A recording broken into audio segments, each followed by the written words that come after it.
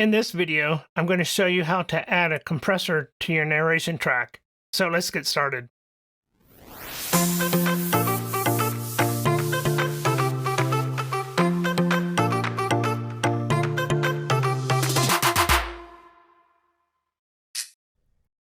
Okay, now we're going to add a compressor. I brought in a John 1 from a recording I've done, and we're going to work on that. So we're going to hit the effects, and we're going to come down to add, and we're going to type in here ReaCo, and there it is, the ReaComp. So it's for a compressor. And here's the compressor. And I want to show you how a compressor actually kind of works in a graphic. Here with the compressor, we have two waveforms, okay, and then here we have the uncompressed. So with the compressor, you set a threshold right here, and you set a ratio. There's a bunch of other settings, but here, this is, with the threshold here, this is a 1-to-1, so it lets everything through. If you have a 2-to-1 threshold, it will hold it to about halfway. A 3-to-1, about 1/3, 4-to-1, lower, to about 1/4 the height over. So here, we can see that after it runs through the compressor, this is probably about a 4-to-1 ratio. This is quite high, and it's probably about 1/4 the height.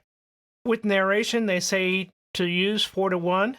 I tend to do 3-to-1, but we'll explain that later.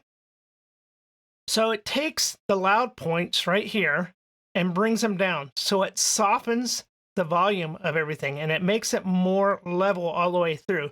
So it takes the dynamics, the difference here from this very high point to this point here, it brings them closer together, and it makes the volume more level.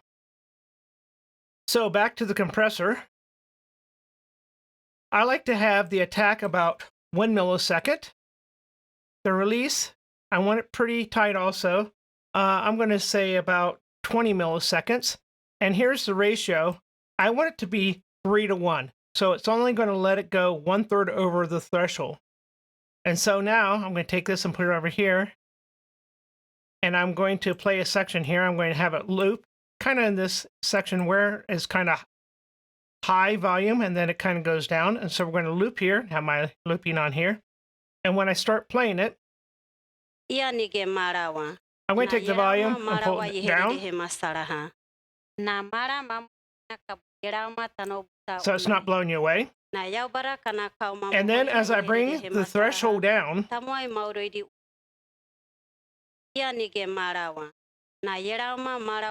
you see it's starting to compress it. If I pull it all the way down, it totally smashes it. Anything that's a hard limiter, and I bring it up,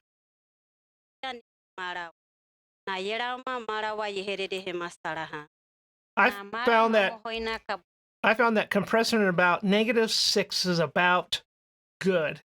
You'll have to play with this, see how it sounds.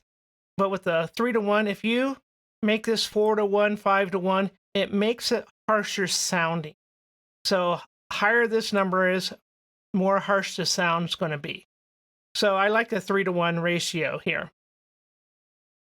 And so we're going to stop right here, and then we're going to add a limiter, and you're going to see how those two work together. Here, these take out the noise, this EQs, and now we're going to take it and give it power to your audio and give it stronger sound.